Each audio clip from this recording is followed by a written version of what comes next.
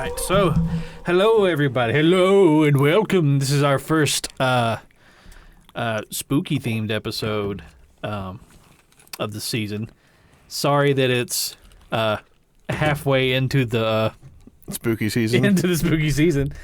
But Wesley and the family decided to go down a little trip down memory lane. Yeah. Last weekend. Went down to we used Airbnb and we rented a condo.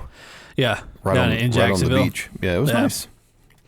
I've been to Jacksonville only a handful of times. Of course, when we went down there to go to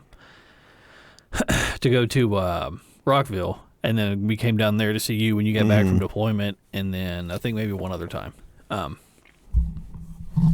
And there are a lot of places in Jacksonville that are really nice. Mm-hmm. But there are also some places in Jacksonville that are... Jacksonville's pretty hood. Kind of like a third world country. And it's really interesting, like, when you're driving through Jacksonville, you're all of a sudden you're in one of those places. Like, they're like, I don't know. Like a pocket. Yeah, you're like driving through like a real nice area, then you're like, oh my God, everybody locked the doors. Right. And then you're like in another like hipstery area. Yeah, it's really odd. I remember there are people outside. And it could be like one road or like at the end of the road. Like the second house that we lived in, there was like housing projects at the front of like where the road was. Yeah. But like as you went down the road, it just turned into like middle class neighborhood. Yeah, middle class neighborhood. Yeah. It was really odd. Yeah, those neighborhoods are creepy because it always feels like they're just hanging in the balance. Like at any moment, like an enormous gang war could erupt. It's like the Gaza Strip. Yeah, that's a very topical subject right now. We will touch on that this episode, but I don't want to get too much into it. Figured I'd drop that little nugget right away. It's like when we went to when Mary graduated with her master's degree, and we went up to St. Paul, Minnesota. The area that we stayed was like where our Airbnb was. Mm-hmm. Now the house itself was really nice. It was a cute little house. You can definitely tell it was like a little property that somebody bought for the express purpose of turning into an Airbnb. But the neighborhood, it looked like one of those neighborhoods. No. You know what I mean? No. I don't know. That sounds bad. But when I say that, you all get a picture in your mind what I'm talking about, and that's what I'm talking about. Right. Yeah. When you think about it, Florida as a whole is really that way. Yeah. Oh, absolutely. Yeah. Like Florida is like one end of the extreme. Yeah. No, there's no median. Yeah. Yeah. It's like I feel like it's not that way so much with like Georgia and like the perimeter, where it's like no, you can hit like a middle class area that expands for a long way, right? And then a poor area that expands for a long way, right? And like you go over to Buckhead and it's just fucking rich people everywhere, right? Everywhere you go look. But like Florida is a different animal. Yeah, Florida's just like the fucking A1A. Yeah. Both ends of the A1A let out into like the hood. Yeah. And then like all along the A1A it's just like multi-billion-dollar mansions like on the ocean. All these people that have like never once lived a day in the real world. Yeah.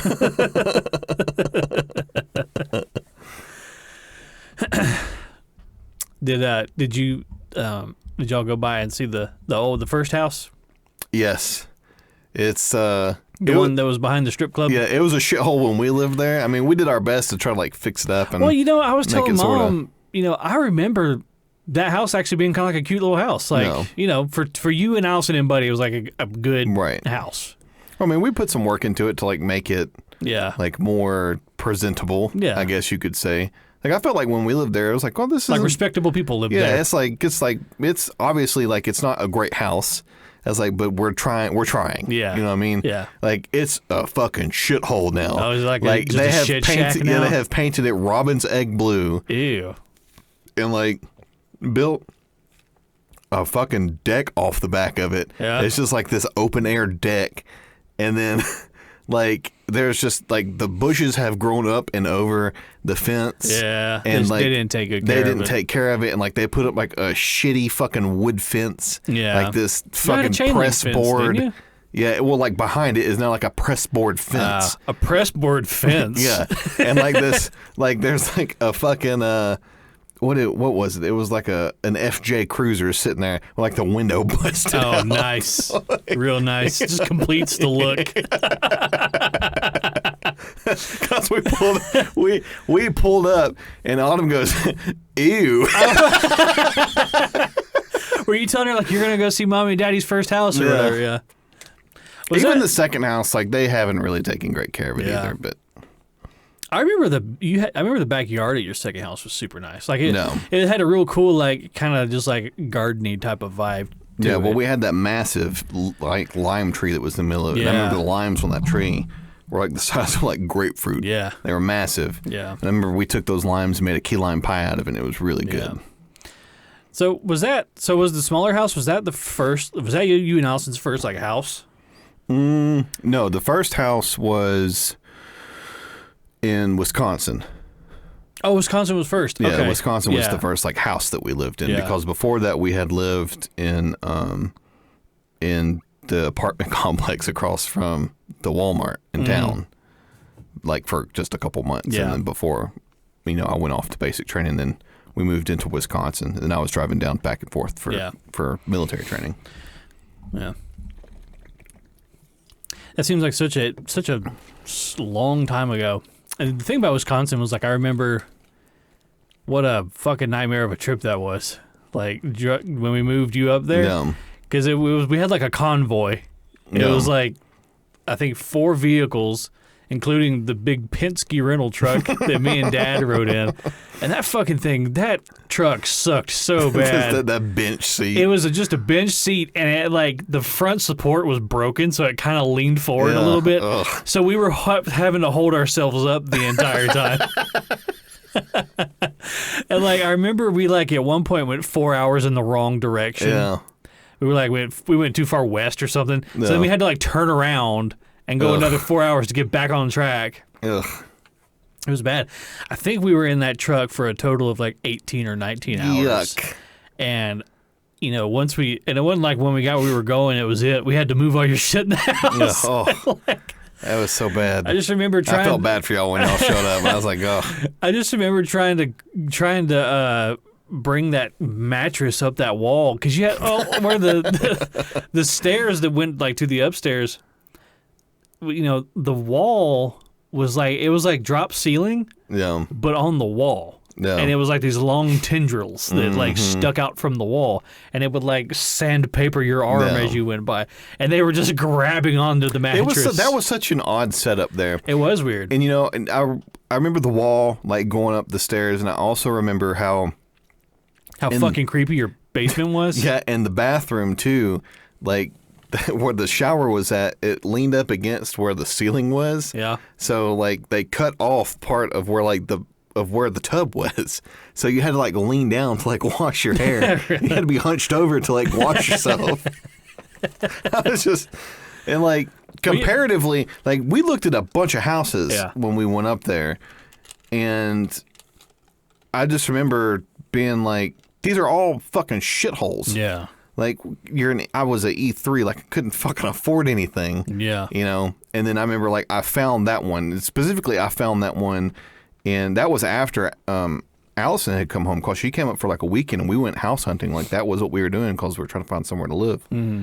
And I remember 2 of the guys, I took them off base. I was like, there's a house I want to go look at. I was like, but I can't go by myself. I have to have somebody come with me. Yeah. Like at that point, like I couldn't just leave base by myself. Right. So it was like part of your rank or whatever? Yeah. Oh. So, and I didn't have a car or anything. So like we had to take the train from the base. Oh, public transport. Yeah. Up to, we took the train from the base up to Kenosha, which is where we lived, and got off and then got a taxi to take us to the house. Right. And then we got out and went in the house. So I was like, this is much better compared to like the price that we were going to pay. Yeah. For what we had been seeing. And at that time I was like, I don't want to live near any military people. Yeah. Like when I come home, I want to be away from it. I want to be away from work. Yeah. And just at the time, that was just the best prospect that we had. Was there not could you not stay on base? Some military bases usually have like apartments on They do. So are they usually pretty rough too? Yeah. Especially up there, because they don't take care of them, and it's just the fucking weather, and it's just a shit show. Yeah. But when you're married and like you get to move out in town, they give you like a stipend for like housing allowance, for housing, right? Yeah. So, but if you stay on base, they take all of it. Ah. So I think the housing allowance at the time was like, it wasn't a whole lot. It's maybe like $1,000. So you're like, if we can live just shitty enough, yeah, we can pocket some of this. Like I was like trying to like weigh, because at the time like I wasn't getting paid anything, and I was still having to pay on my fucking student loans. I can hardly. So you weren't making any money? They weren't paying you? Like they were paying me. Like how much were you making a year as an E3? 25. I was making $1,200. It was like $12,500. Yeah, it was like $12,500 every 15 days. $12,500 every 15 days. So I was making like $2,500 a month. Yeah. So I wasn't like making any money. So you're somewhere, so like for you and like one other person, you were like $40,000 a year, somewhere around there. Yeah. Yeah. So I mean, it was, and the thing that helped was that $12,500 also included the housing stipend. Oh shit. So it's like no fucking money. And then when you got up in the morning, you had to go work for the fucking military. Yeah, I had to go work for the government. Ugh, and these bastards. And like, so when I moved out in town, like they gave me the housing stipend, which was that, and like they give you like an extra $300 a month for like food. Yeah. And so, which goes fucking nowhere. But when they gave me the extra $300 a month for food, they were like, you can't eat on base anymore. Like it's not free for you. And so I was like, okay. Really? Wow. Yeah. So like when you move out and like they give you if you're not attached to a ship in the Navy, they'll give you your like meal allowance or whatever. So I got like an extra like $300 a month. So like an extra $150 each paycheck. So that was also rolled into the $1,250 that I was making. So it was like every little bit helped. Right. Yeah. So I was like going in and like eating like a sandwich. No chips. Just a sandwich. Just a sandwich. And I remember we were so fucking poor that we had to go shop at like it was like a co-op or whatever. Yeah. And it was such a shitty experience because they wouldn't accept debit card. You had to go to the ATM and pull the cash out and then pay them in cash. So yikes. It's like the whole time, like we would go in with a notebook and we would write down like, this is what this is. Yeah. This is what this is. This is what this is. And you're having to like keep track of it as you're going. Right. And so at the end of it, you can't just willy-nilly throw shit in your cart. Right. Yeah. Well, we would add it up, and the reason why we went to go shop there is because things that were perishable items, like food items, they were non-taxable. Right. So that's why we went to go shop there. It was called Woodman's, and I hate that fucking place. Rotten hell, Woodman's. You fucking piece of shit. So, like, that's where we went to, like, do the grocery shopping, and I vehemently hate that place to this day.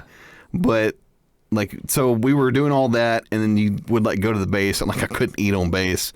It was like if I went to the galley to go eat with everybody, it would have cost me like an extra, like it was like $3 for a meal, and we didn't fucking have it. Like I couldn't afford to spend the $3 fucking dollars. So I would go back to the barracks and sit in my barracks room and eat my sandwich. And so I would have to take like an extra 15 minutes to walk down to the barracks. And so I was like, you have like an hour for like your dinner break or whatever, because I was on nights, the A school that I was in. So like you would go in at like 4 and then you would be done at like 11. And then so we would go in and do the 4 to 11, and around like 7:30, like that's when they'd break. You have to be back at 8:30, and you have to go back to the school. And so like 30 minutes of it was me walking to the barracks, walking back and forth, and then getting my bottle of Deer Park water. Deer Park, oh god, drinking my Deer Park water and eating like a bologna sandwich that, you know, like no mayonnaise, just bread bologna. Like, we weren't quite that part. Sucking up all the moisture out of your head. Well, up there, like, they don't have Duke's mayonnaise and they don't have Hellman's. Like, oh, yeah, you're in the north. Yeah, so it was like Miracle Whip, or you got like the off-brand, like, great value mayonnaise. Oh, God. And I remember, I think Mom and Dad, like, mailed us some Blue Plate. Yeah. I was like, I can't do it. Yeah. Like, I'm struggling here. And then so they sent that up, and so it was horrific. The whole experience was horrific. Yeah. But you know, it's a character building. Yeah. Deal. Yeah. How could it not be? Like, that's the kind of thing that makes or breaks a person. Like, you're either going to come out of that who you are now, or you would have died in like a homicide murder thing, like a murder suicide thing. So, and like, I remember one time, it's Allison's grandma had gotten real bad sick, and she was in the hospital. And she's like, I'm going to leave and drive to Ohio. So she would drive down through Wisconsin, through Illinois, Indiana, and then go down to Ohio to see her grandparents. I was like, okay. So she left, and I remember I had gone and gotten a $5 Little Caesars pizza. And in the middle of all of this, you're still having to feed and keep Buddy alive. Right. And he's basically a horse. Yeah. So, like, between the both of us, we were living off of, like, it was taking like $50 a week to feed me, and $50 a week to feed her, and like $100 a week to feed Buddy. So Buddy is living better than both of us. Yeah. But he's like, I don't know why you guys are so stressed out. He's like, I love it up here. It's cold. So like, he's getting like, you know, at the time, Nutro, I mean, it's $60 a bag of food, and that's every other week for us. Like, that's $120 a month that we're having to dig up from somewhere. Yeah. And then, you know, he lived for a long time because we gave him like joint supplements and everything. And that was also like another like $80 a month. So, you know, that's $200 a month we're having to find from somewhere to give it to him, you know, because he's up there with us. And I remember one night Allison she had left to go on to see her grandmother. And so I was like, well, I'm going to go get a Little Caesars pizza. It's $5. We should be able to afford a Little Caesars pizza. And so I went and got the pizza, and I was like, you know, just out of curiosity, I was like, let me check the checking account to see what we've got. What's the damage here? Yeah, what do we have left? I was like, because I can eat mac and cheese until she comes back. It doesn't bother me. And I check, and it was like we had like $5 left. Like exactly $5. And I was like, oh no. Had you already ordered the pizza and everything? Yeah, I had the pizza, but my car was sitting on E. So and you needed gas. I needed gas. So I was like, and I can't just leave Buddy here. Yeah. I was like, I can't. If it was just me up there, I would just went to the base and figured it out. Yeah. And just parked the car until she got back. Yeah. I was like, but I have to come back here because the dog is here. Yeah. And so I remember, I was like, and I can't tell her because she's dealing with her sick grandmother at the time. I was like, I have to figure. You can't call her and be like, I got a pizza and I need some gas.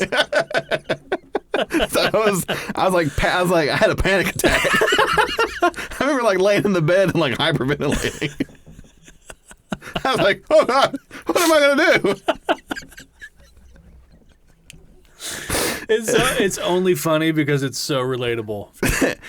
And so I was like, I'm gonna have to. I was like, let me see if I can get like. I was like, at the time, I didn't even know what a personal loan was. Oh, no. I was like, but I have no choice. Yeah. I was like, I have to do something. Yeah. And so I got, luckily enough for me, I got online with Navy Federal, and they bailed me out because I was like, I need like $1,000 personal loan. Yeah. I was like, so I can get groceries and we can pay the bills and like do all the other shit. Until I fucked up and bought a $5 pizza. Yeah. It was like, no, it's like you don't make enough money to like live. To continue being alive. Yeah. So they bailed me out, and Navy Federal's always been real good to us. Yeah. But I just remember like getting that loan because I had to like go in and like talk to the people at the bank on base the next day. So I had to find time in the day at some point to like go up there. Yeah. And so, like, I got to base early that day, and I went to the branch, and I told them what was going on. I was like, I don't have any money. I was like, I can't drive back to the house. I was like, I have no gas left in my car. I was like, I don't know what I'm going to do. Mm-hmm. And I was like, my wife is like, I gave them the whole spiel. Yeah. And they were like, well, like, we're going to give you the $1,000. Yeah. And I was like, well, what's the payment plan? They were like, it's just going to be like $40 out of every paycheck. And I was like, it is what I'll figure it out. Yeah. So I remember I used like $500 of it and put $500 back in the savings account. I was like, I'm not touching it. Yeah. Pretend like it's not even there. So I pretended like it wasn't even there.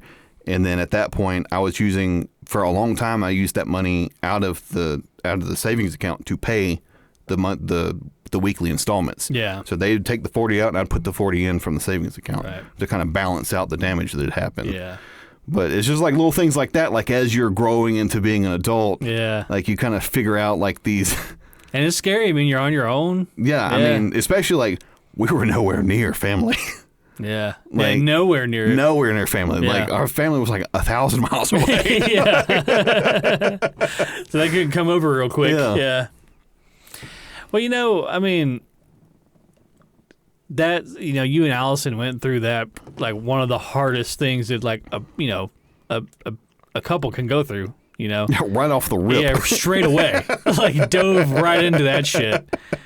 And, and then you look at where you are now. Right. Now you know that you can operate in poor conditions. if you can I can take some solace. Yeah. If you can handle that, I think you guys will be okay with pretty much whatever comes your way. Well, like I said, it's one of those things, like as you grow up, like you kind of, especially like, I think all three of us have dealt with like shitty conditions. It's just part of getting married and being a young adult and just trying to figure out what the fuck is going on. I lived in a roach-infested apartment. Fucking infested, because we kept the apartment clean. Like, we didn't leave food on the counters or in the dish or in the sink or anything like that. But the people who lived up and like adjacent to us, like trashed their apartment and left. And like the apartment people like never checked on it. They had paid their way through to the end of the year into the lease and then left. And it was so bad that hazmat had to come and like Serve Pro. Yeah, they had to like come tear out all the carpet and like they had to pull down all the drywall in between the studs. And like, yeah, they had to like scrape mold and shit off of the paneling back behind the drywall and the fucking subfloor. And it was bad. And like where the bathroom was, like the water damage was so bad, they had to repair that whole layer of the structure. Yeah, it was bad. And not just water. Feces. Had piled up and spilled over and melted the floor. Yeah, it was bad. So no fucking wonder we had so many roaches in our apartment. You're like, where the fuck are all these roaches come from? I was so mad. I was like, what the fuck is happening? Like, we had the pest control guy, because like the apartment had a pest control like thing. He was like, the fuck is going on? Well, he came to our apartment like 9 times and he put poison fucking everywhere. Yeah. Like these little globs of like peanut butter looking stuff. Yeah. He was like, this should take it. The first time he came by, he's like, I'm just going to take this and put it right here. It'll take care of all the roaches. And we're like, bro, you don't know. It's bad. Like the roaches, man. And he's like, trust me, it'll be okay. And like the 9th time he came back, he's like, what the fuck is going on? He's like, I'm putting poison everywhere. Like in our fridge. Yeah, it's just like you have to go through like those shitty times to like build some character. And the shitty times, they're gonna come. Yeah. I mean, it's just a matter of, when. It's not really a matter of if. I feel bad for people that don't have to go through the shitty times. Yeah. Because you're not tested. When they do get there. But if you never have any shitty times and you're, 10, 15 years into a marriage, and then here comes the shitty times, and sometimes the shitty times last a long time, and they don't ever seem like they're going to fucking end.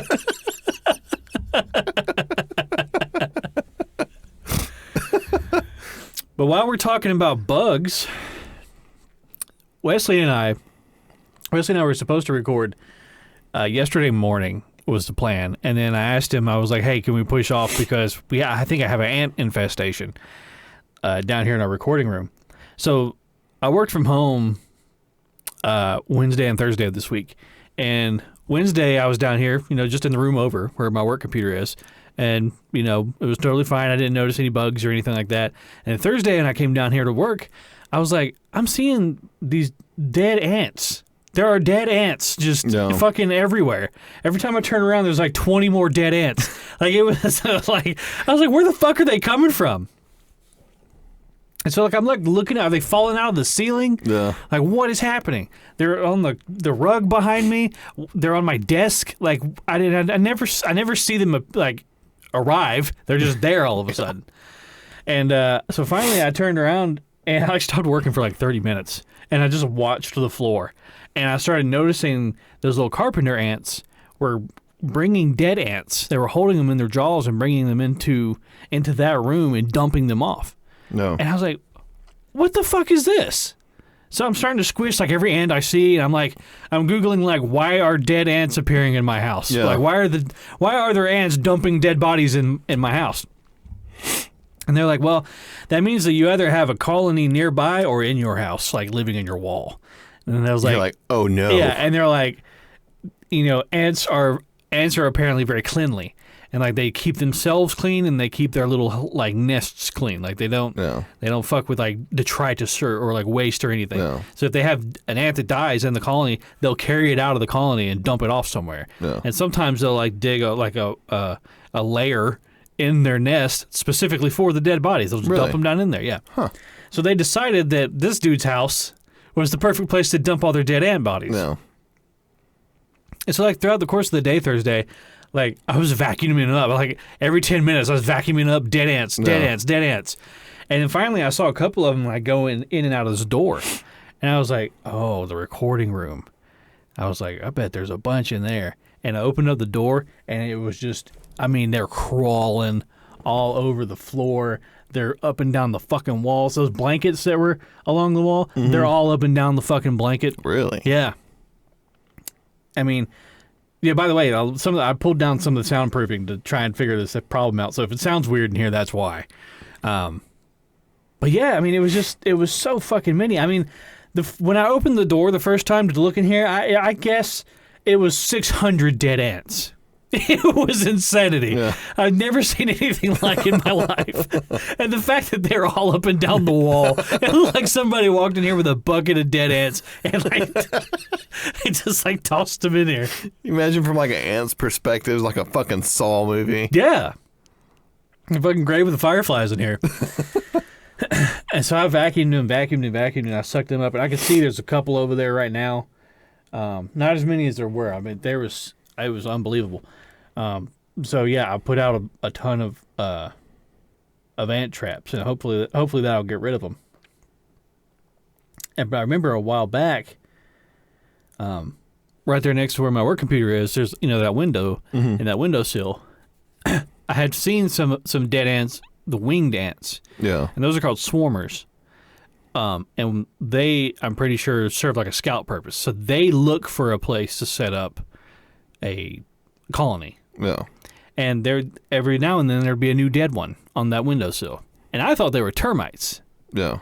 And I was like, okay, I'm finding dead termites near the windowsill. So all of my focus was over there in that room. I never thought to look in here. Right. So, I don't know.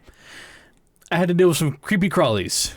I hate bugs. Yeah, I fucking hate them, man. I hate everything there is to do with bugs. No. Any kind of bug, the way, just any of them. Yeah, all of them. Yeah. Fucking insects, arachnids, whatever, any kind of genus and classification. Yeah, fuck them all to death. I hate them. They can all burn in hell as far as I'm concerned. It's like, I personally wouldn't give a fuck what happened to the ecology of this planet if it meant that all bugs fucking died. I know that the bees allow me to eat whatever. I will starve to spite the bees. It's not so much like the honeybees, though. No. Like the honeybees, like they'll kind of just... Well, with honeybees, it's different because they know that if they sting you, they fucking die. They fucking die. So it's like, this has got to be worth it. Right. Yeah. Have you ever seen, like, that video is like the anatomy of a bee sting or whatever? Mm-mm. Where it's like, so like a honeybee, like they sting you, and then it tears off out of their ass. Like it's a horrible looking thing. No. but like there's like a big chunk of meat that's left behind, and it like throbs because it's still injecting venom into you. So it's like doing this like squishy thing, and it's just like pumping venom down into your skin, whatever. And you know, up close under like a microscope, it looks horrible. It looks terrible. Yeah. But you know, if you ever get stung by a bee, you're just like, ow, and you swipe it away. It's like the poison prostate. Yeah, the poison prostate. Sounds like a gay bar. You remember back when back in 2020 when the pandemic and all that was really starting to kick off, and there was just so much misinformation flying around, and nobody knew what the fuck to believe. Like, do you remember people thought 5G cell towers were causing COVID? Yeah. And then there was the murder hornets. That was a thing for a little while. I do remember that. So the Asian... Is it the Asian hornet? Giant Asian hornet or whatever? Giant Asian hornet, which I never understood that. I was like, they've been here. Like, what are you... Have they been here? They've always been here. Like, I remember even like as a teenager, like seeing them. I've never seen one before. I remember the ones are like the size of a deck of cards. Yes, those ones. Like, I remember being like out in mom and dad's driveway, like blowing off the driveway, and one like flew up in my face. I like blew it away. I like blew it away with the leaf blower. Imagine that thing like stung you in the lip. Yeah, because it was like this. It was massive. It was like that long, and it was like black and white. And I was like, the fuck was that? Yeah. And Dad was like, oh yeah, that's one of those Asian hornets. So he's like, it's massive. Fuck those things. I saw a video the other day. This dude was he caught one with like a butterfly net, and then like he tried to put it in like a jar. No. And like just stung the shit out of him. Well, no, he had it like jarred or whatever, but the jar was right side up with the net over the top, and so like the hornet was like grabbed onto the bottom side of the net. And you could see its jaws just like trying to chew through the net, and its stinger was like doing like this fucking horrible looking thing. And I'm just like, why do I have to share my planet with that? Yeah. They don't serve any purpose. They do nothing except murder everything. No. You ever seen the videos where they'll like fly into like a bee nest, like a beehive, and just fucking kill them all? No. The one guy does that? No. It's sort of like anacondas. Like, what purpose does this thing serve? Oh, yeah. Why wouldn't there be a 130-foot-long snake? No. It's like, they say that, like, in the Everglades, there's no raccoons left. They're all gone. Because they all got ate by fucking pythons. Yeah. And now, like, those pythons are, like, eating the alligators. Oh, God. Yeah, they're, like, splitting themselves open trying to eat alligators. Jesus Christ.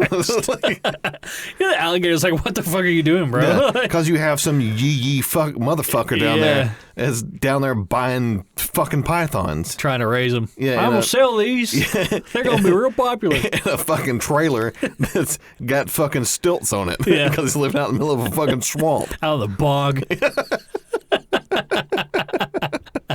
Swamp people. Fucking hills have eyes, motherfuckers. Oh, man. I've always thought about, like, people settled in those places.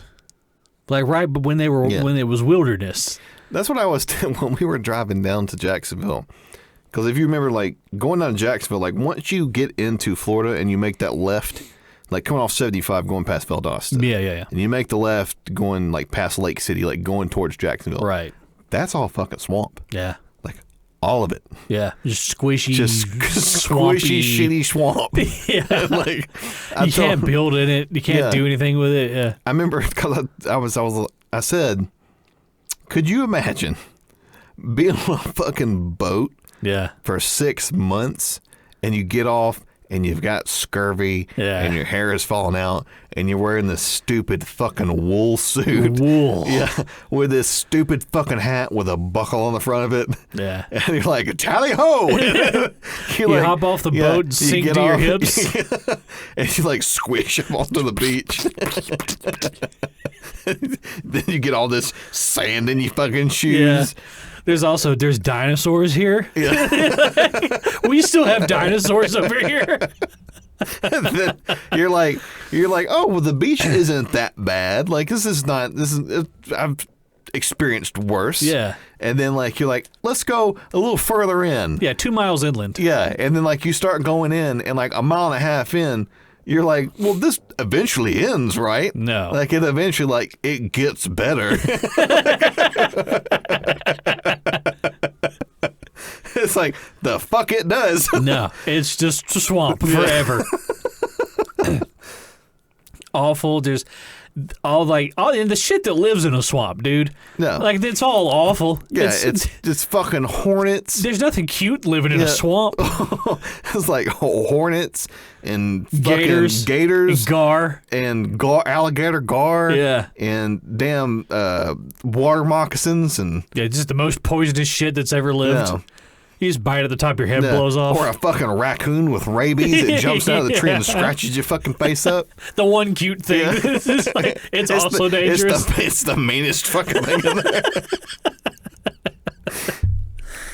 I just couldn't like. And the argument is, well, they didn't know any better. Like, they didn't know any different. Like, their way of life was their way of life. But I'd have went back to throwing my shit out of a fucking open window. I mean, into the street and dealing with the Black Plague. I just couldn't imagine being all fucking powdered and woolly and just living in a fucking swamp. And like, what's all this then? What's all this then? Oh, boss, this is fucking terrible.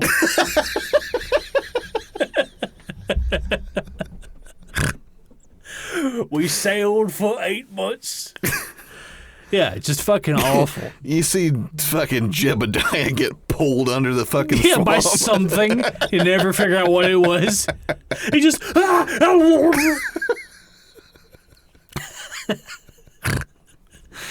Yeah, and even if you, like, followed the coastline... Yeah. Right? If you said, fuck it, I'm not going inland. Yeah. Let's just follow the coastline and see where that goes. Then you get to fucking Louisiana. Which is markedly worse.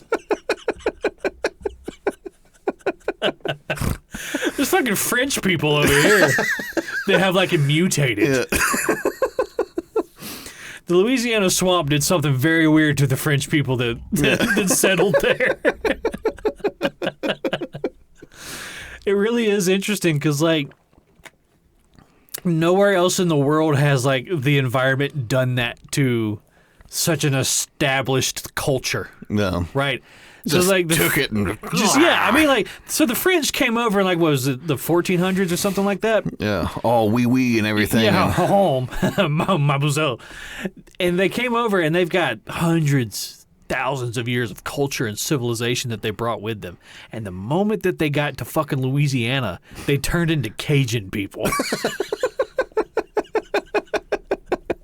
It was just, that swamp just erased all of their history.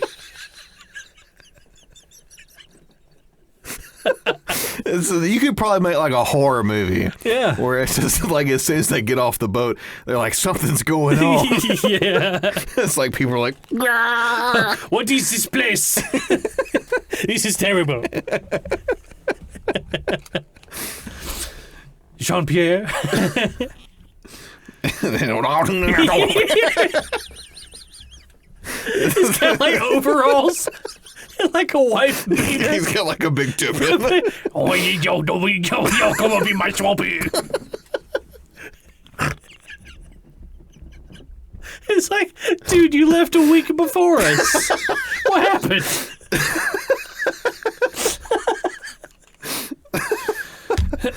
Oh, God. But I mean, seriously, like no other place has done that to a group of people, and so fast. No. So it's not like the fast. Spanish came over during the Inquisition and went into like Missouri. Yeah.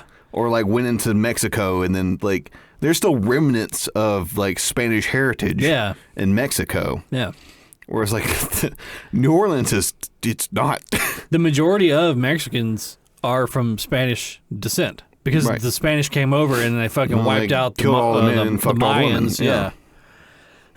And the conquistadors basically replaced that populace with, a hybrid mix of right. I said Mayans all these and guys with wieners, get them out. Yeah.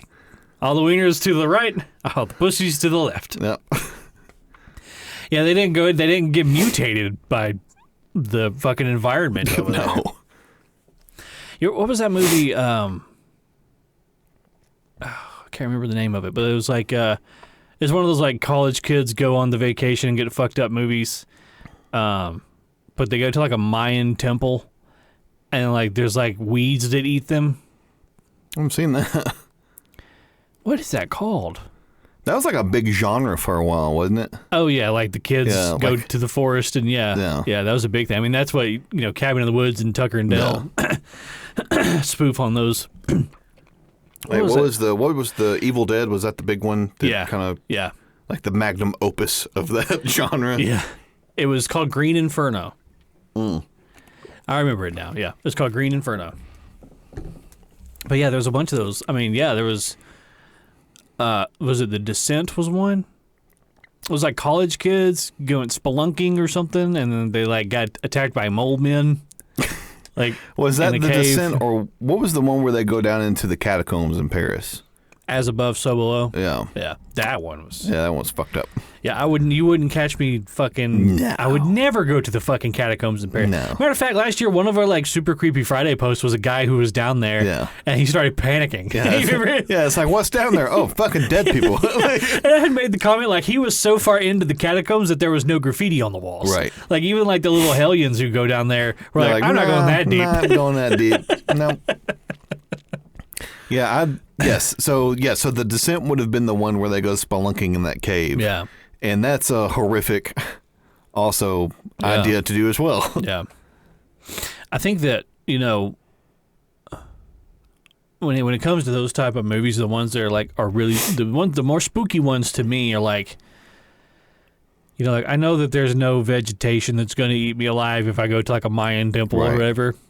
If anything, it's the Mayan remnants that'll eat me alive over there, right? Was the Maquatl that they pray to, and they cut my fucking heart out. Quetzalcoatl. Yeah, Quetzalcoatl. Yeah. But like the ones that are like, could actually happen. Like, what's that one with Liv Tyler and she's married to that dude, and they like, there's like a home invasion, and they kill them. Oh, was it Neighbors? Or something like that? Strangers? Something like that, yeah. Yeah, but they were stupid because they weren't packing heat. They could have quickly taken care of that had there been a gun in that fucking house. Well, there was. Remember at the end of the movie, he had that shotgun. Well, he should have started with that. Right? Yeah, like, why didn't you get that first? Yeah, I'm like, I'm going to take care of this real quick. This isn't going to be a movie. Yeah. Oh, somebody should do that. Just like total like bait and switch. I have thought about this. And they should do a bait and switch where it starts out where you think that the horror movie is about the family or this person that's in this house that is getting invaded. Yeah. So the initial beginning of the movie starts as if this person is going to be the protagonist, right? So this is going to be from their perspective. But as soon as the homeowner's perspective. Yeah, the homeowner's perspective. But as soon as they turn the lights out, it switches perspective to the people that are trying to break in to kill the guy. Yeah. And then it becomes a horror movie on their part. Oh, he's like fucking with them? And then he's like, he knew it was coming the whole time. He's like this sadistic motherfucker. The spider caught a fly. Yeah. And so then like they come into the house or whatever. So it could be like a mansion. Yeah. Right. And then like they come into the house and then he's like slowly one by one like picking them off. And like they can't get out. They can't get out. That would be good. Because I don't think I've ever seen a movie like that. Well, Don't Breathe was kind of that way. Remember they break into that deaf guy's house? Sorta. But really, I think from what I remember, he was more or less trying to defend himself. They broke into his home. Now, he did end up being like a rapist. Yeah. And he had like a sex slave in his basement. Yeah, that turkey baster. Oh, God, the fucking turkey baster scene. With the pube hair. With the pube hair. Oh. That was awful. There are very few visuals in a movie that'll make me gag. Yeah. But that one, I was like, blah. God, he had like a Pyrex like measuring bowl, right? Just full of nut. Like, how long has that been sitting there? Yeah, just like open air. Like, did it have like a congealed skin on the top he had to break through first? Was it like a fucking pudding skin? It's all yellow.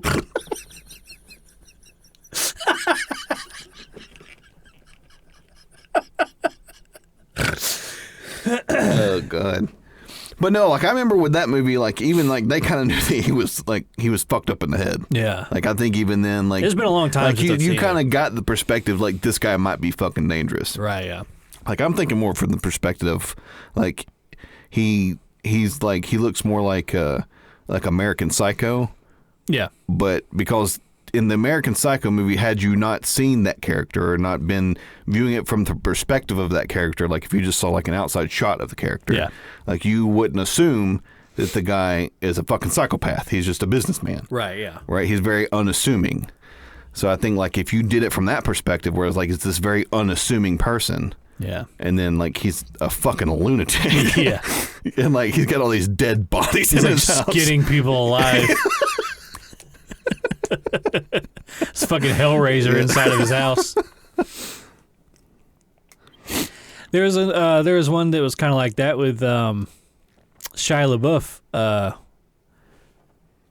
Remember he was on house arrest. He was on house arrest. Oh and he yeah, was that was a spying good on his movie. neighbor. That was, I remember that being pretty good. It wasn't Insomnia. It was Disturbia. Disturbia. Yeah. Something Urbia. Yeah. Yeah, that was a good. I liked that movie. That was a good movie. Yeah, I did like that one. That one was that directed by Michael Bay? Uh, Because that also had like that same like camera angle that you were talking about with. I don't know if it was like or not. Was it the Dutch camera angles or whatever? Yeah, the Dutch angles. Yeah. Well, those were really big just during that time. No.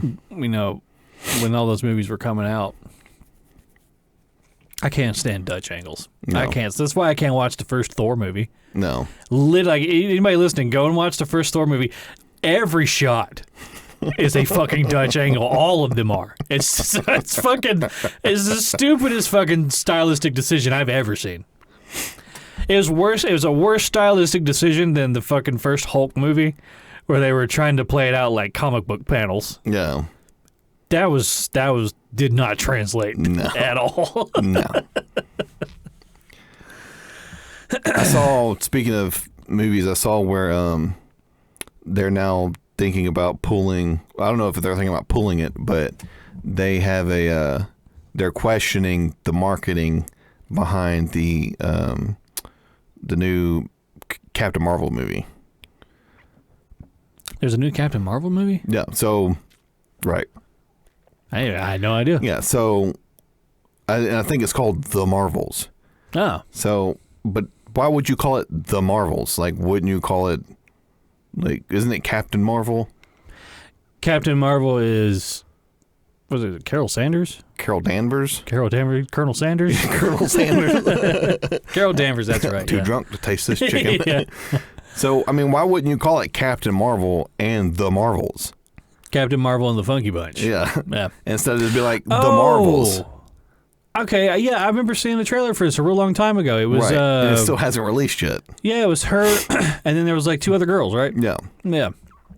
So it's like, but why would you market it as such? It's like the same, it's like them doing like the Harley Quinn movie. Yeah. And then marketing it as Birds of Prey. Like, who the fuck is Birds of Prey? Yeah. Anybody who's going to see this is going to see it for Harley Quinn. Right. Why when you say Harley Quinn... Yeah. All those ketamine sluts are going to go see Harley Quinn. That's exactly. why, just name the movie that. Yeah, why would you just call it Harley Quinn and then like colon, Birds of Prey. Yeah. Instead of calling it Birds of Prey. I've noticed that, like, there's a bunch of indie titles that do that. Do that with the colon and the subtitle thing. Right. Like, none of them have enough, what's the word I'm looking for? Confidence. They don't have the confidence to, like, just name their thing what they want to name it. Right. They have to give it, like, this extra little stupid thing on the end. Right. Like, there's, like, on Steam, there's a ton of them that are, like, especially, like, medieval-themed ones. It's, like, it'll be, like, Dark Water, the King's Wrath. No. And, like, it's just it's so generic. No. And, like, not even with... I would assume that would be, like, a DLC package. Yeah. It reads like something extra. Right. Yeah. And like there's a lot of like I watch a lot of short films and stuff on YouTube, and they're all like that. Like nobody can just name a thing anymore. Like you remember stuff like all the best stuff is a one-word name. Right. Short, concise. Captures your attention. You remember it. Right. Yeah. It's like if I watched a movie called, Dark Apocalypse, The Second Coming, fucking look out. Would I really rattle off that whole title if I was going to talk to somebody about it? It's almost as if they're trying to name movies and films like you would name an article in a peer-reviewed journal. Because that's what they look like. Yeah. Yeah. Like, Loneliness, a study of euthanasia. Yeah. It's like I didn't realize I was writing a fucking paper. Yeah. I don't know what it is. I just noticed that naming convention the other day. I was like, everything is named this way now. Like nobody wants to just name something anymore. Like I could understand from the perspective of if you already have an established if you have an established series, an established series, multiple installments. If you have a Harley Quinn, wouldn't you lead with that so that you could market it as that? Yeah. So you could bring in more fucking people? Yeah. Instead of just being but if it's a startup, it's why wouldn't you just name it the fucking thing? And you know what else? There's nothing wrong with numericals. There's nothing wrong with naming your movie Title 2, right. Title 3, Title 4. Look at Fast and Furious. Yeah, Fast X. Yeah, which one are we watching? This is number 7. It says it in the title. That's how I know. It's not like, oh, wait, this one, the stupid-ass title was actually the third one. No. Well, Tokyo Drift was not Fast and Furious 2. They named that Tokyo Drift. That one's my favorite. I have not seen any of them. I've seen the first 2 in Tokyo Drift, and I think 7, the only reason I went and saw 7 is because Paul Walker died. Yeah. And I wanted to see what they did with the CGI to because he didn't finish filming it. Yeah. So essentially they took his brother and made it like a real dark shot. Yeah. Where it kind of looked like him. It kind of passes. Right. Yeah. I remember I was over at Mom and Dad's house and they were watching one, and I just kind of watched a little bit of it with them. And I don't remember which one it was, but they're chasing this fucking C-130 cargo plane down a tarmac. And the fucking scene was 19 minutes long. No. And they're driving their little cars up behind this thing, and this thing is kind of coming up off the ground a little bit. No. And so Mom was like, you know what? She was like, if I could figure out what the takeoff velocity of that plane is, and the duration of the scene, I could figure out how long this fucking tarmac is. No. And Mom did the math, and the fucking tarmac was 230 miles long.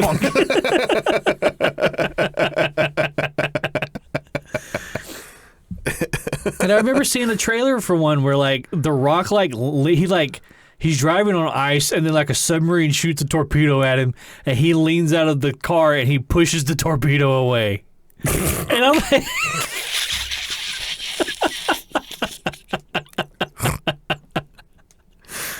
I'm like, I thought these were about racing. Weren't these about racing at one point? At some point, it took a turn. Yeah, it took several. Right. But I hear people all the time, they say the movie isn't trying to be anything other than what it is. It's stupid action. It's just loud action. I think they just kind of leaned into it. That's fine. Yeah. That's totally fine. I mean, at this point, I think they lean into the family meme. Yeah. Vin Diesel really leans into it. Yeah. Too bad. I mean, at this point though, they can't turn back. They say, okay, we want to take it in a more serious direction now. But no, you're too far gone in the fucking clown world over here. You have to stay on this path.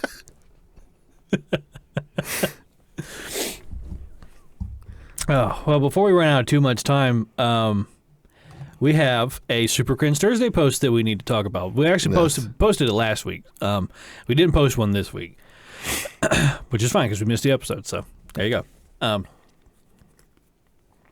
You sent me this one. For anybody who didn't see it, it's a guy and he's standing in the food court of a mall, and I think he's trying to start a flash mob, or he's trying to get people to join in and sing "We Will Rock You." Is that by Queen? That's a Queen song, isn't it? Yeah. And so he starts out, and he, stomp, stop, clap, whatever, and he goes, "We will rock you. And he's very effeminate. And there's nobody joining in. And he's looking around nervously. And at one point, he takes his hat off and he throws it on the ground. And when he like starts into the verse or whatever, and he just falls apart.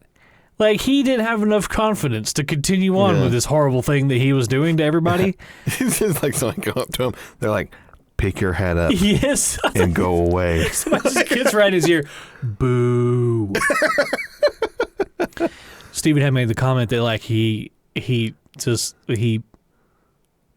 gave up on what he was doing, and I was like, yeah, it's like he kind of transitions into this like, I was just joking. Could you imagine if I was serious, guys? Haha. It's so bad. Yeah. When you sent me that video, it's like, I had like a vitriolic like reaction. I had such a real reaction to it. Like, I just wanted to fucking vomit. Let's see what I said. Yeah, you sent me that. I said, fuck that guy. Really fuck him for real. That's this week's Super Cringe Thursday. I remember because I saw it. And, well, I mean, at this point, everybody knows that I can't fucking stand the music cringe stuff. Right. Especially like when you were subjecting other people to it. Right, everybody was just trying to go about their day. Like they did not agree to this. Yeah, people are looking forward to this mall food court Chinese food, which is the best. Right. And you're ruining it. It's like I think they were like sitting like right next to a Chick-fil-A. Yeah. It's like somebody's like just trying to get their fucking cookies and cream milkshake and their fucking chicken nuggets and going about their fucking get the fuck out of this goddamn mall. And get the fuck out of this mall. It's like, and then here you are acting like a fucking asshole. Stomping your fucking acting feet. like the main character. Right. And you probably got some dude with a phone and a boom mic. Yeah, boom mic. Ring light. Yeah. It's just like, what kind of fucking clown world are we living in? Where, like, you imagine being an alien and coming down and be like, the fuck, what is this? What are any of these people doing? Yeah.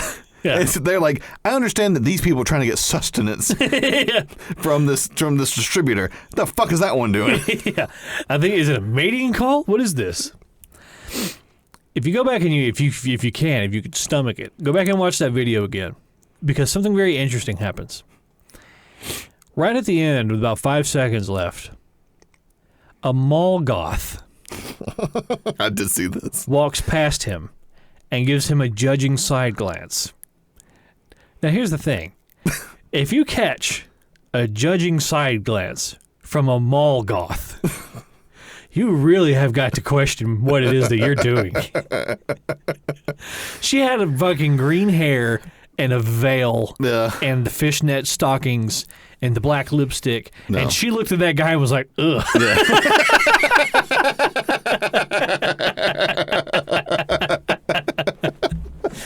I didn't notice her the first time because he's so upsetting.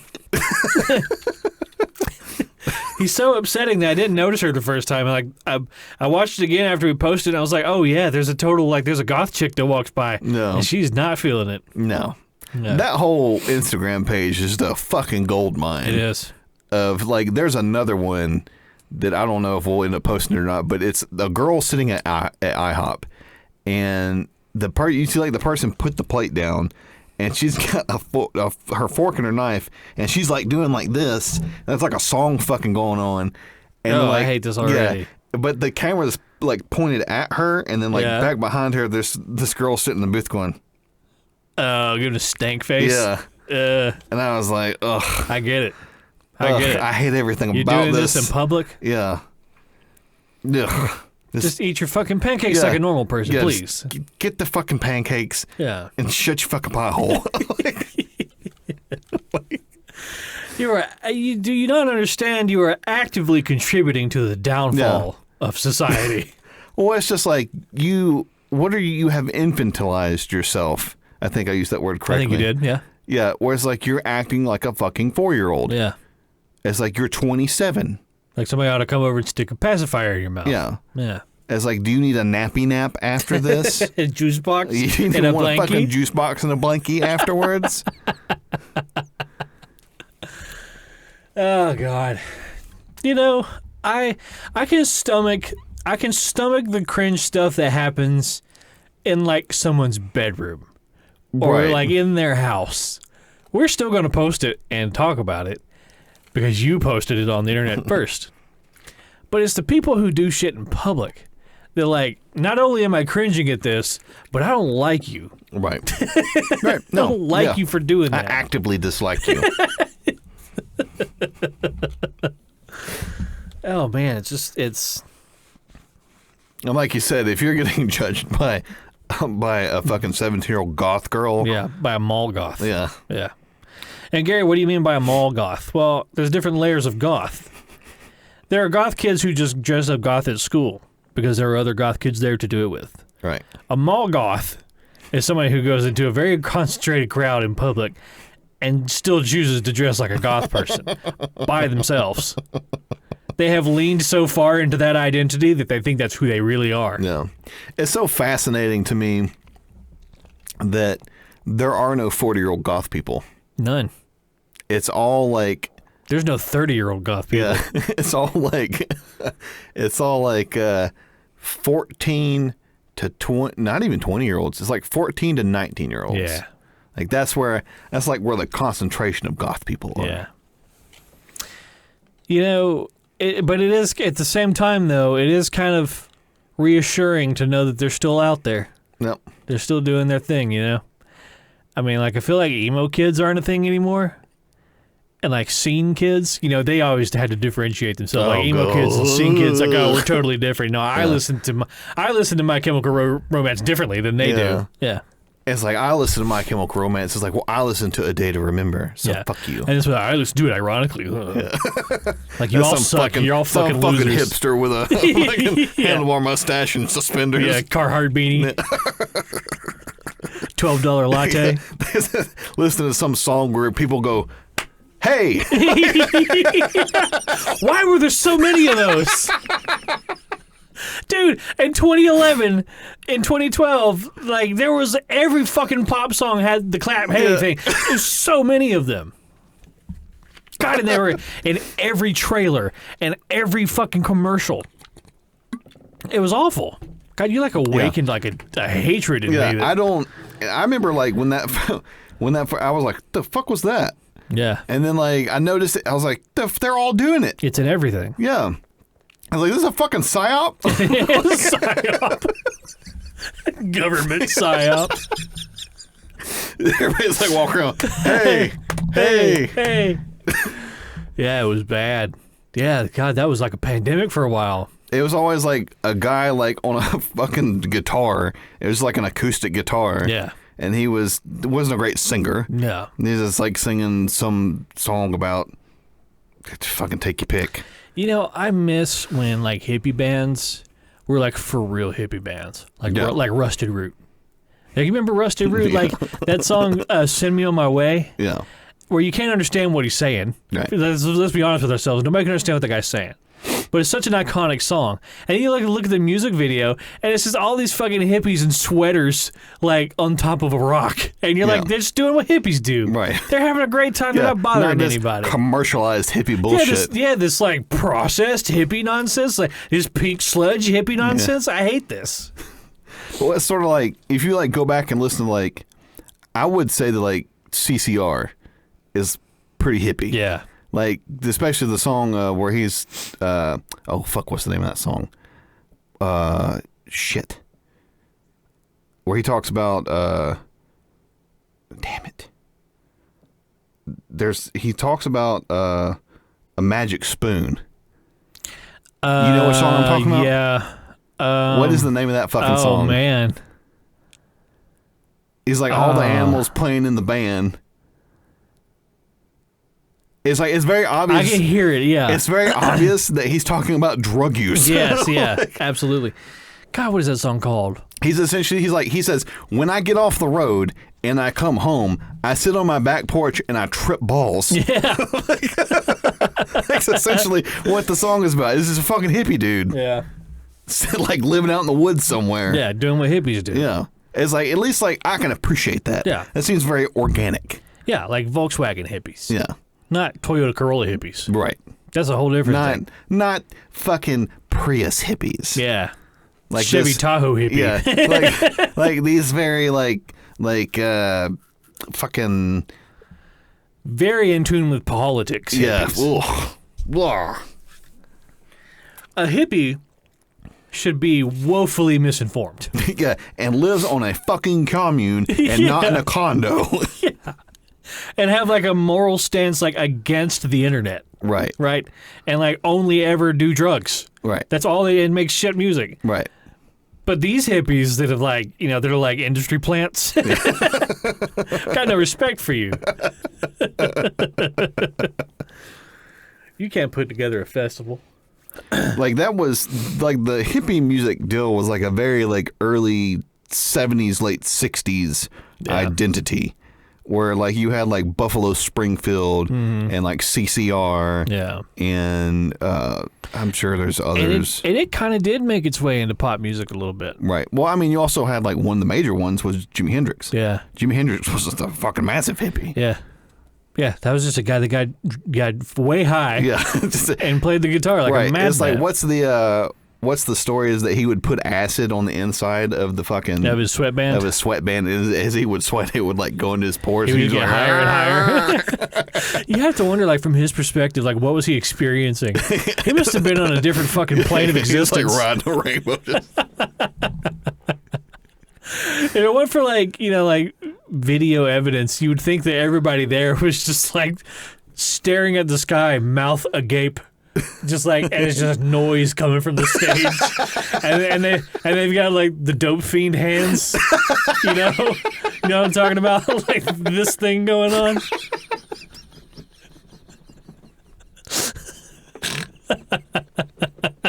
Like ping, ping, ping, ping. Yeah. He's like not even strumming the strings because like the arm is like down here somewhere. It's like here you go, a guy like hit like a fucking like the snare. It's like punk. Yeah, he finally found it. Punk. Oh boy.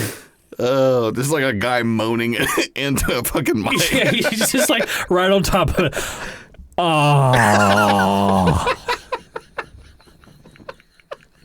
Some dude's some fucking half-naked dreadlock fuck covered in mud out in the crowd. He's like, I feel so one with nature, man.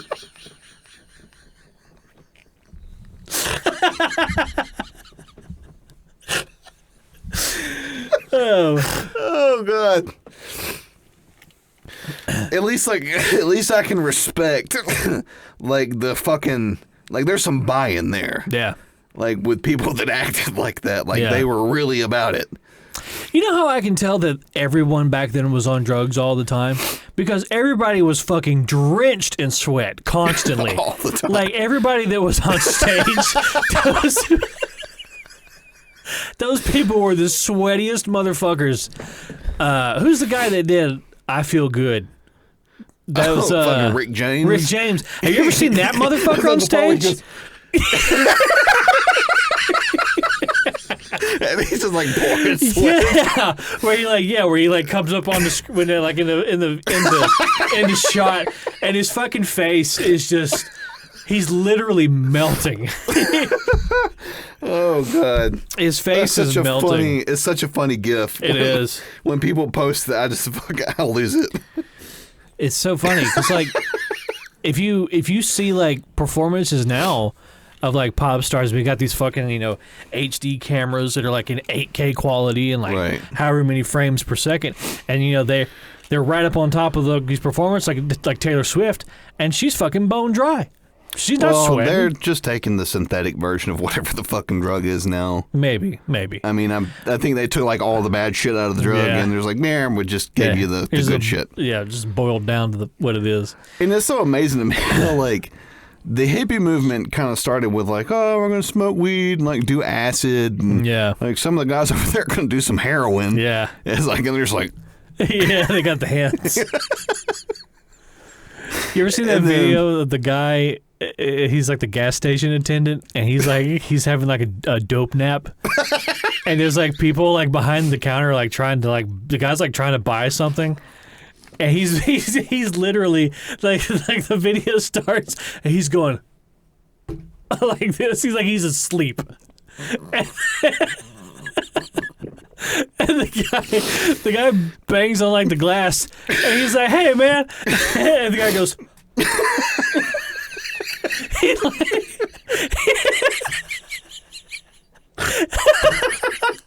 He like comes back to reality for like a quarter of a second, and then he's gone again. It's so fucking. I mean, like people posted, they're like, "Oh, it's so sad. Like the heroin epidemic is so bad." I'm like, I don't feel bad for that guy. It's funny. I don't feel bad for that guy. He's getting some great sleep.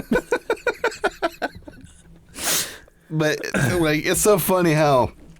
Like the whole hippie movement, like the drug use went from like that, like nobody was doing coke in the in the early 70s. That was an 80s drug. Yeah, and then you get to like fucking Metallica, and like fucking Phil Collins and fucking Elton John, and they're all just fucking zooted. Yeah, because everything went from like, yeah, man, like, whoa, chill, dude, to like.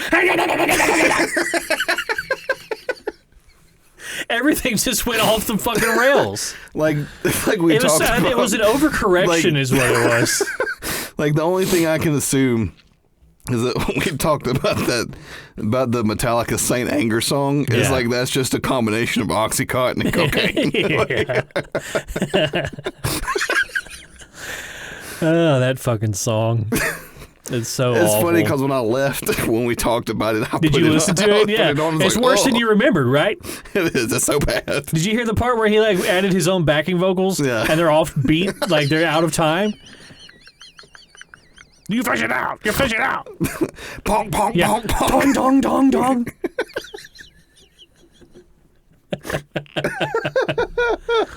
Oh, good. Well, let's talk about Super Creepy Friday. Before we get out of here, I know we got like 20 minutes left, but so there, our super creepy Friday post was it was a link that I posted from Twitter, or X rather, as it's called now. Which, by the way, that really makes for like a suspicious URL. Yeah. X.com. Yeah. Yeah, like I'll copy a link and like send it to somebody, and I'll like if they didn't know, they'd be like, "What the fuck did Gary just send me?" Hey, quick aside: you ever been to old people Facebook on Reddit? No. It's a fucking gold mine. I think like the top post is one of the best things I've ever seen. It's somebody's grandma texted them and was like, "Good luck on your finals, blah blah blah. Love, grandma," and she typed XXX for like kisses or whatever, but she typed in grandma.xxx. Oh no! Which is like a domain name. And when she did that, it automatically looked up the website and like also sent like a thumbnail in the text, like the chat box. No. And it was like horny grandmas. Grandma wants to get fucked. One of the funniest ones I've ever seen is that Facebook post. Oh, with the grandma with her tits out? Yeah. That lady's like... She said, "Oh my God, how do I delete this?" Because was it like some lady when she was like, "Sure, what are you doing?" Yeah, she's like, the lady who posted, she was like, "Proud grandma," or something like that. Or something, "Proud of my grandkids." And that one guy was like, "I don't see no grandkids, but I see some big old titties."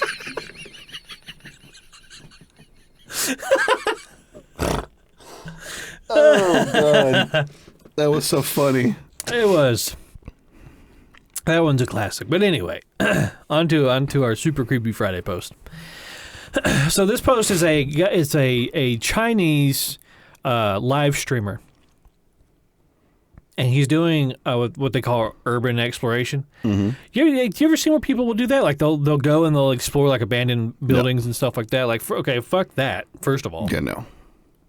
Because not really so much like anything supernatural, but there could be like a squatter in there, like some fucking crazy ass hobo. Right, who's high on bath salts. Yeah, And... he has like a syringe full of diarrhea.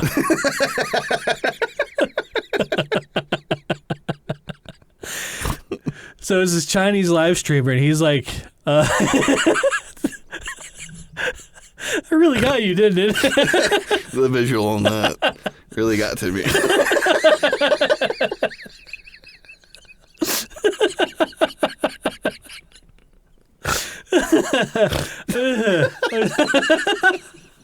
I'm just laughing at you laughing.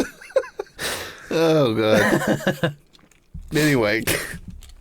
So he's exploring an abandoned... Wesley's trying to recover. Oh, all right, go ahead. You sure you're good? Yeah, I'm good. Okay. He's trying to explore an abandoned morgue, you know, where they'll put like cadavers and stuff in the like, what do you call it? Little drawers in the walls, you know? Oh yeah, where they put the toe tags. They'll do toe tags and stuff like that. Yeah. So he's like, there's like no lights in there. It's just him with his camera light and everything. And I don't fucking read Chinese. I don't know what they're saying. But he's like opening up the doors on these like these where dead body drawers are. Bold. Yeah, and then he opens one, and there's just like these desiccated feet hanging out. There's a dead body in there. Yeah. Like, so whenever they abandoned this place, like, they forgot that guy. Fuck that guy. Some dead fucking guy. And the guy, the Chinese guy, he like swings that door open and sees it, and immediately he's like, ah! He has like this fucking like Scooby-Doo moment where he just tears his ass out of the building, screaming the entire way. One of the funny things about it is like the video is so stable. It's so incredibly stable. Like he must have had whatever he was filming with, a gyroscopic, like a gyroscopic rig or something. Because you see him running down the hall and his hands are like doing like this. It looks like a video game or something. But it's creepy because, you know, it just kind of ticks all the marks for like a creepy situation. Like, first of all, it reminds me of the Blair Witch Project. Yeah. The Blair Witch Project is one of those movies that constantly gives you that finger of like somebody like touching the back of your neck, like that kind of thing. Yeah, it just kind of chills down your spine. It makes you just uncomfortable. Yeah, uncomfortable. Yeah, and he's just in this fucking abandoned building, with the only lights is what he's got with him. Right. And it's like, if some of his friends knew that he was going there to do that, they could have done like the funniest fucking thing.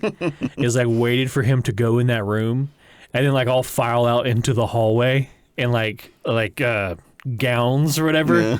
And like when he turns the corner, he probably would have had a fucking heart attack. I know I probably would have.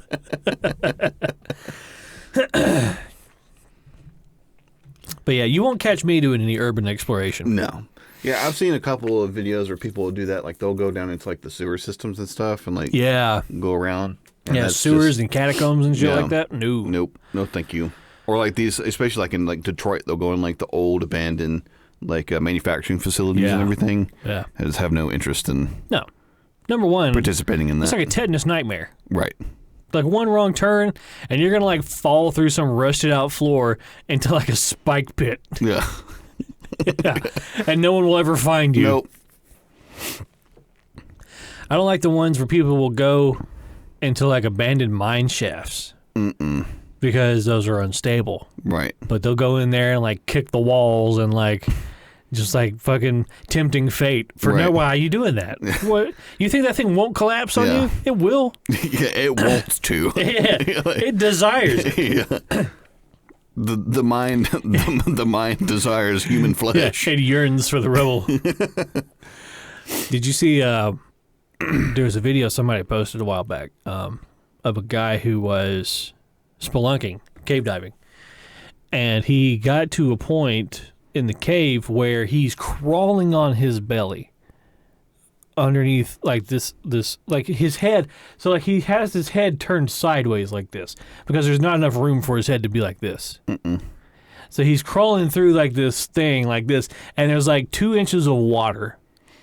Like it's just enough to keep his bottom lip up out of the thing. And he's recording himself, he's like, yeah, I'm kind of in a bad spot right here. He's like, he's like, it looks like it opens up further ahead, but I'm not sure. He's like, he's like, and it's a rainy day today, so if this area floods, he's like, I'm a goner.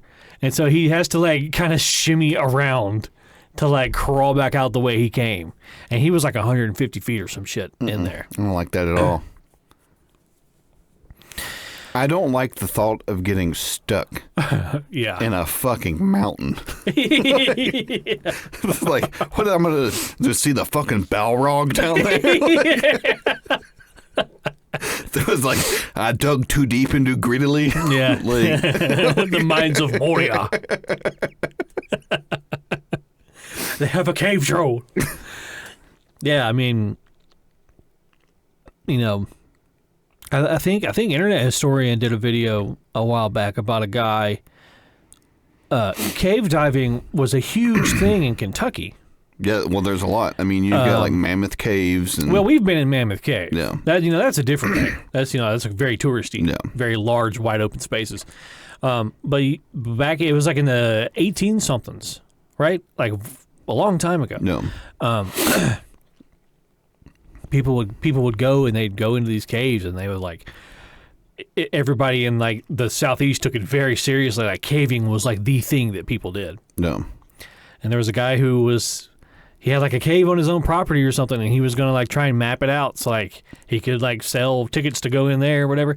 And he like tried to crawl through a gap. If you'll imagine a T-shaped hole. And yeah, it's not like that. No, imagine like a T, like like T-posing going through like that Junji Ito comic or whatever. Or maybe a T-shaped, not right. So like a tunnel, like a small tunnel, just enough for you to crawl through. Yeah. And it continues on for a while. But halfway through the tunnel, there's a shaft that goes straight down. And so he was trying to crawl and like reach over that shaft to continue crawling, but he fell head first and fell like 40 feet. And he got stuck. And then at the bottom, like the shaft like kind of did like a J hook kind of thing. Yeah. So he not only did he fall head first, he also fell and went like this. Oh no. So now he's like doing like a back bend upside down in a cave and he can't fucking see. And I hate it. I hate all of it. Yeah. I don't like it. And I think that like, yeah, he was a national story. Like his, there was like a 40-day long, like he was stuck in there for 40 days. Like he was in there for a long time. They were trying to get him out, but you couldn't do anything with him. You couldn't get down there to him. You couldn't pull him out because he's hooked around a rock. And they're like, what they ended up doing was like they ran like a copper wire down to him. And they were like, okay, like this copper wire goes back through the cave and out to a speaker that we have. And it's like, if you tap on that copper wire, we'll know you're still alive. Right. They're like, so just every so often, just tap on it or whatever. And like after a while, they waited for the tapping to stop. That was all they could do.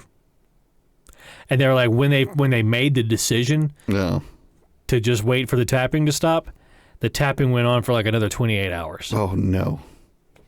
So for 28 hours at the end of it, he didn't know if they were still trying. He didn't know if they had come up with anything. They had nothing. So all that to say, quit crawling through fucking caves. Yeah. Stop it. Knock it off. Well, it's sort of like the whole fucking, the Ocean Gate deal or whatever. Oh, yeah. But at least that was fast. Yeah. As fast as it could be. Yeah. I would rather it had been that way as opposed to like us just like slowly sinking to the bottom of the ocean, just sitting there going, well, guess we're fucking dead. Yeah. Running out of oxygen. Well, that way you'd have gotten sleepy and you just went to sleep. Nope, not turned into mist. Not turned into a ball of plasma for a second because the pressure was so intense that you went into the fourth state of matter for a portion of time. It's like I have ascended. Yeah. Yeah. I became pure energy and experienced 1,000,000 lifetimes.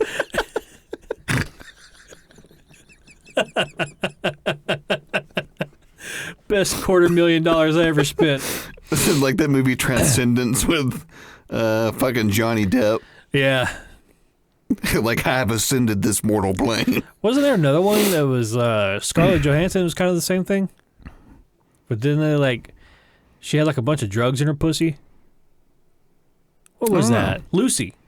Remember Lucy? Yeah, that's what it was. Oh, is that where they're like, we only use 10% of the human brain? Something like that. And she had all those drugs in her, and like the bag busted open, and all of a sudden she got superpowers. Which is not how that would play out.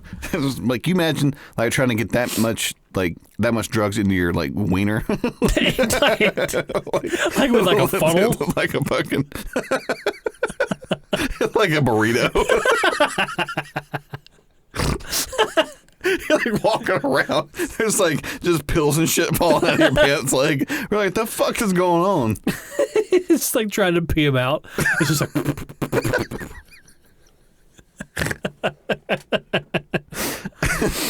I guess, would you rather do that, or would you rather have them stick it up your butt? Well, I mean, that's why it goes up the butt, because you can't stick anything up your dick hole. I mean, unless they had like a pixie stick or something. But then the paper would probably dissolve in your wiener. Like you said, I guess you could do like a funnel. Yeah, but then you got to get the tip of a funnel jammed into your dickhead. What an awful experience. No, just put it in my ass instead. I'll deal with that. You don't have to blow open the dip of my wiener. I saw a thing that was saying there was a guy over in like the Middle East somewhere that stuck a AA battery in his wiener. In his wiener? Yeah. A AA? Yeah, like. Isn't the whole of your wiener like this? I guess if you stimulate it enough, it'll open up. Oh. Yeah, there was that dude with the sounding rods. I remember. Yeah. Well, what happened to battery wiener? Did it get stuck and corrode inside of his wiener? It got stuck and they had to get it out. Which I think is probably pretty frowned upon over in the Middle East. Yeah, because they don't. Yeah, sexual deviancy doesn't go very far over there. Yeah, they probably just stoned him to death. Yeah. The doctor was like, "You did what? Allahu Akbar."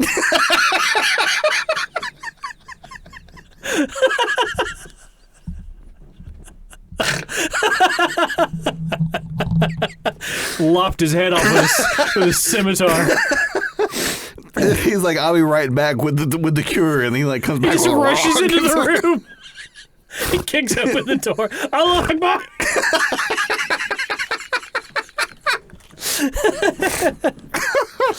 Oh God, man.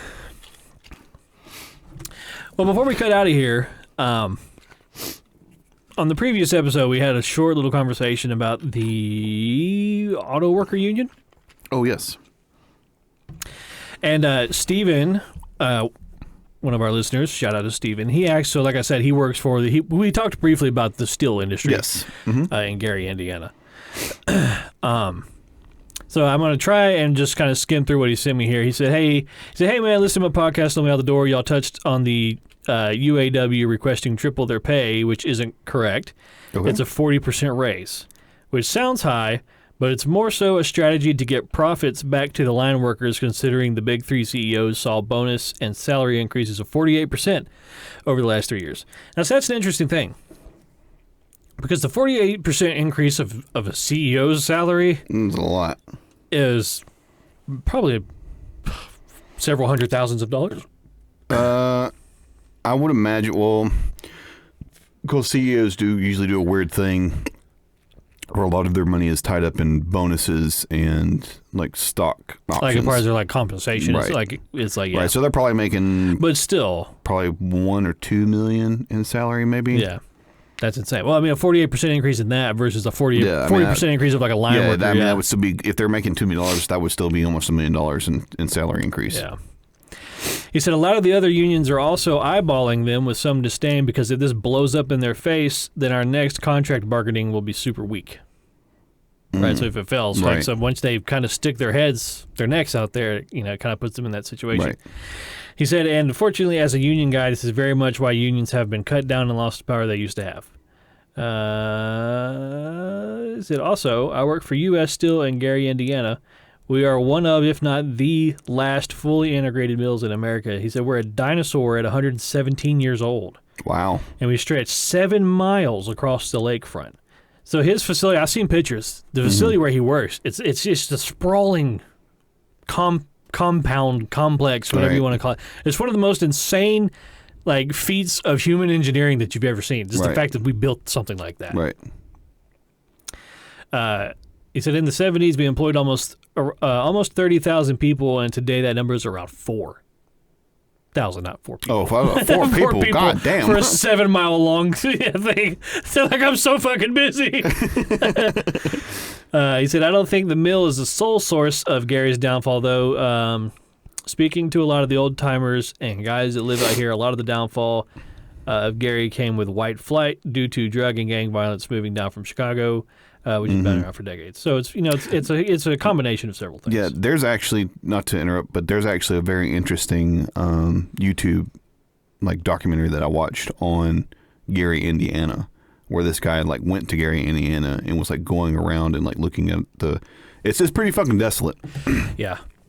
And he went over how when that place, it was potentially going to be as big, if not bigger than Chicago at some point, just because of the industry that was there. The industry was there. That's where the jobs were. Right. And then as soon as, of course, the crime and everything kind of came down from Chicago, the white Suburbans. The more affluent people left. Right. They were no. And they just left and got out of there. Yeah.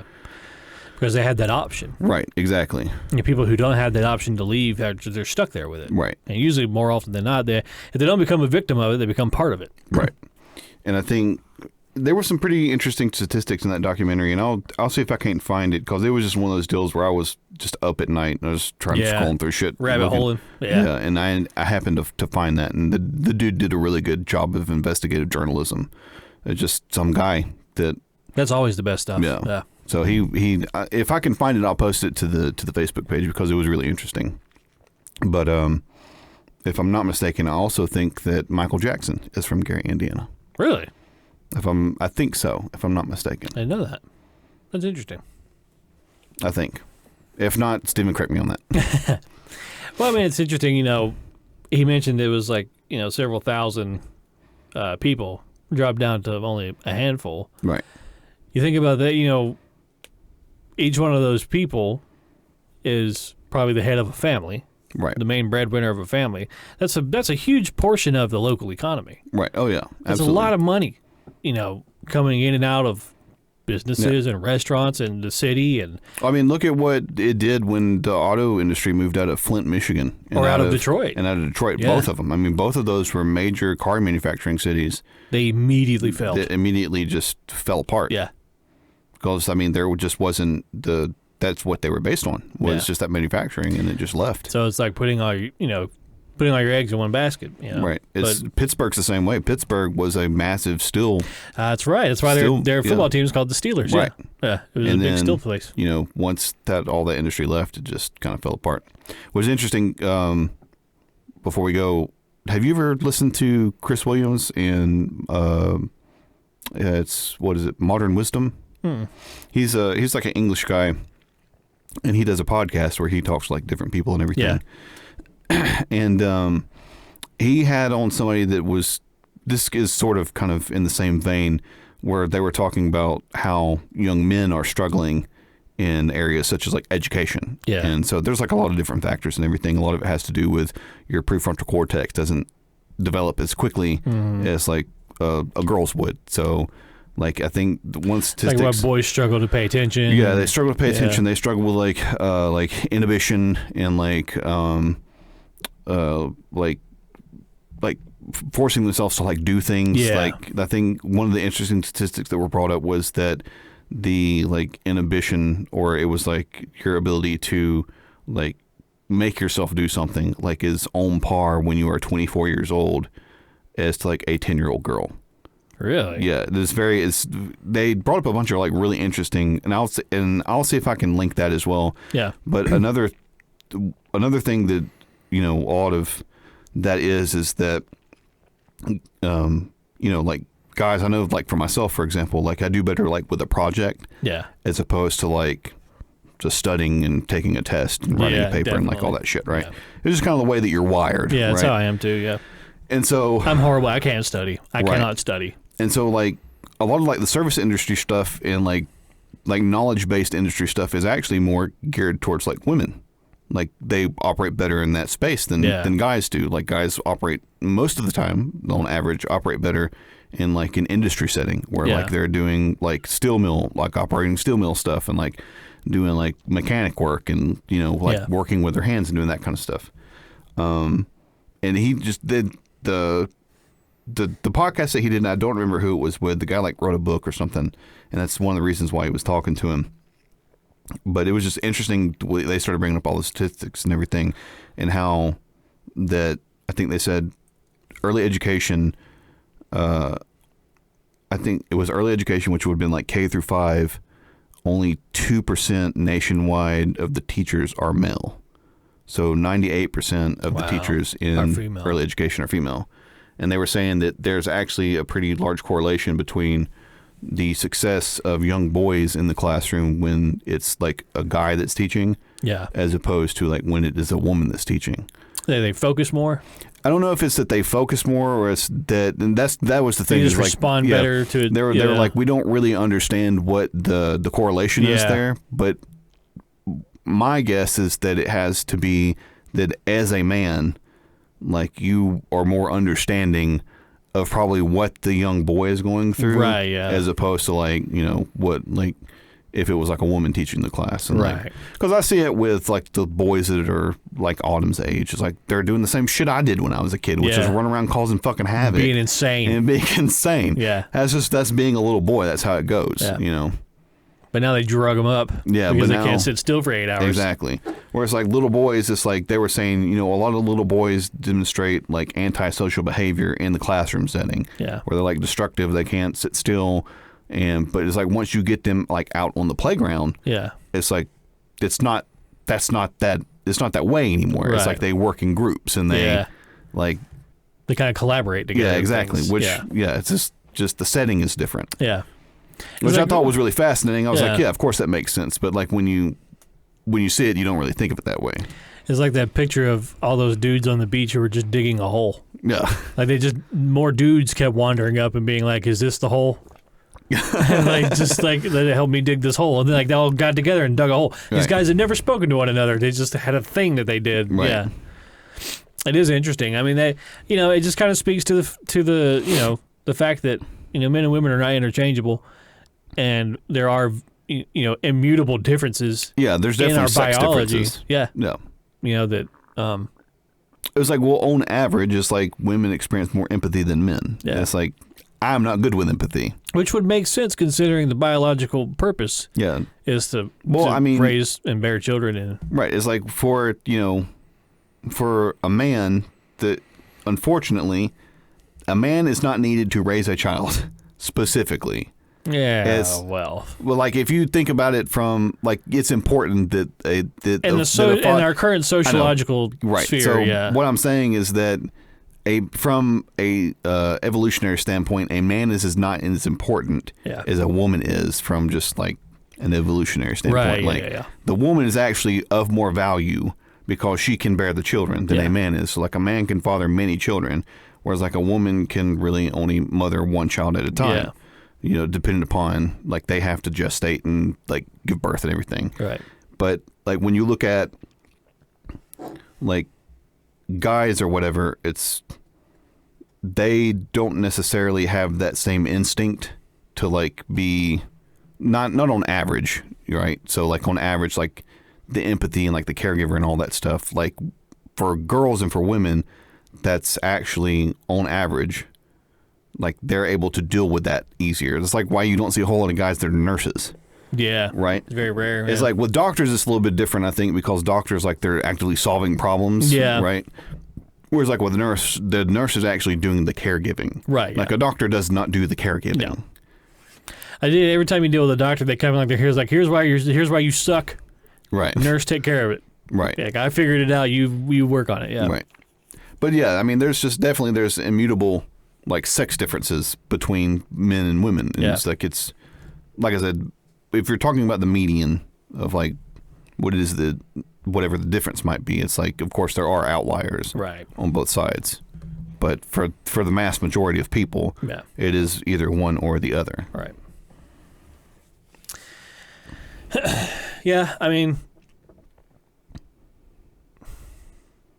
you know, I think a lot of the discourse originally came about because people want to be able to do whatever it is they want to do, which is totally understandable. Right.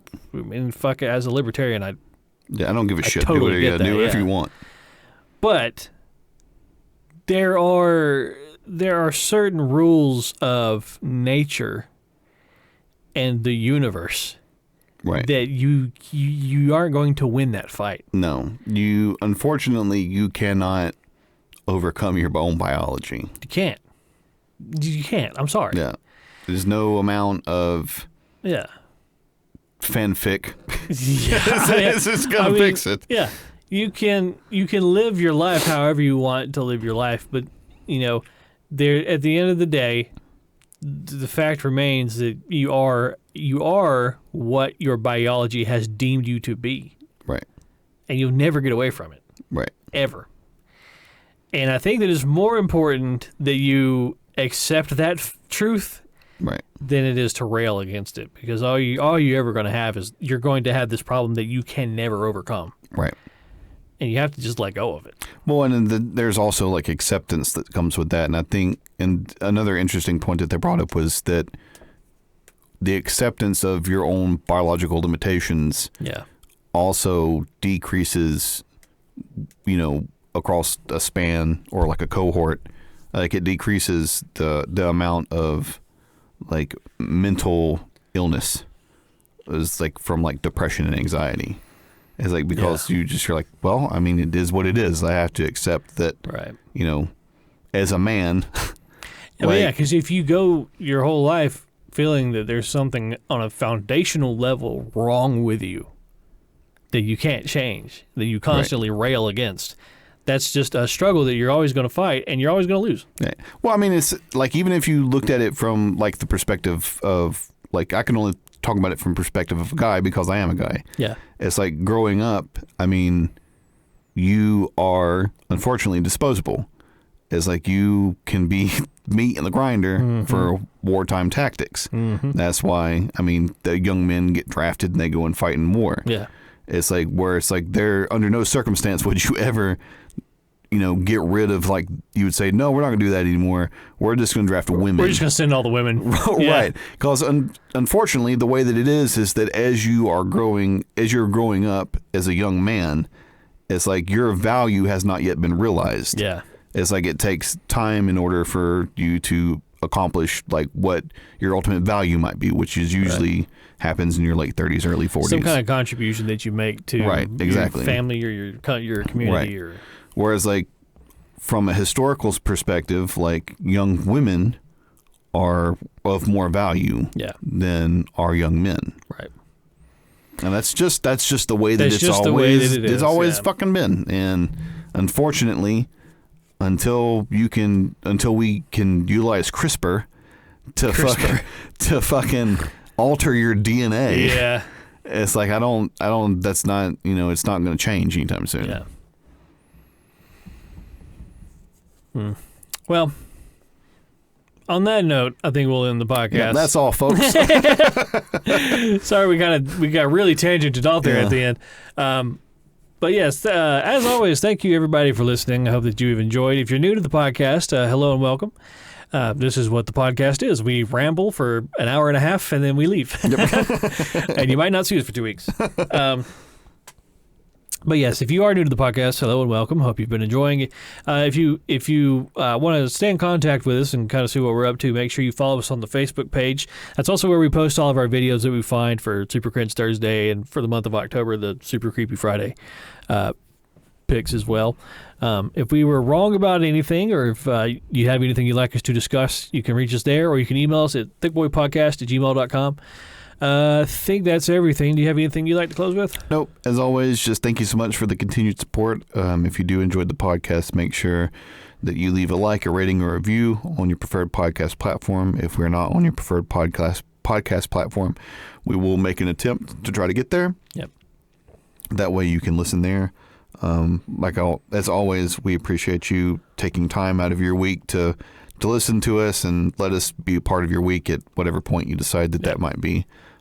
We do appreciate it. I know that what episode is this? This is 82. 82? 82. So just thanks for the continued support for 82 episodes. That's crazy. Yeah. I'm kind of amazed. Kind of dumbfounded. Yeah, that people are still listening. That we're at 82 episodes. Yeah. So just thank you. Thank you for the continued support. We really do appreciate it. Absolutely.